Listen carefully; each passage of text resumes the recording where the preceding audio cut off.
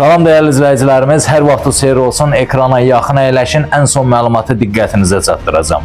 Goranboy rayon Seymur Məmmədov adına Zeyvə kənd tam orta məktəbində baş verən hadisə cəmiyyət üçün ciddi siqnaldır. 26 dekabr 2025-ci il tarixində 9-cu sinif şagirdləri günün əvvəlində dərsdə olsalar da, 6-cı, 7-ci saatlarında məktəbi tərk edərək qəlyan çəkməyə gedib.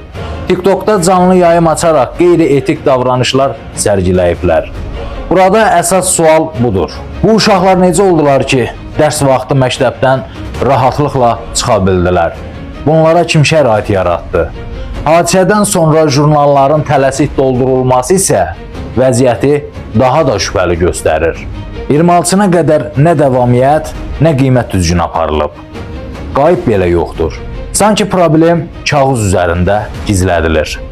Bu mənzərə bir neçə istiqamətdə məsuliyyət doğurur. Məktəbin təlim-tərbiyə üzrə müavini, şagirdlərin davranışına nəzarəthanı, direktor əvəzedicisi Reyhanə İsmailova, intizam və jurnal işi niyə nəzarətsiz qalıb? Sektor müdürü Vüsal Cəfərov, məktəbdəki vəziyyətə vaxtında niyə reaksiya verilməyib? Regional Təhsil İdarəsi, baş verənlər niyə göz yumulur? Bu artıq təsadüfi deyil. Sistem nəzarət boşluğudur. Biz hesab edirik ki, hadisə obyektiv araşdırılmalıdır. Sənədlərlə üstünü örtbasdır etməklə yox.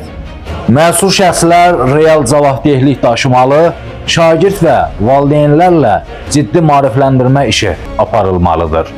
Təhsil sadəcə jurnalda yazılan imza deyil.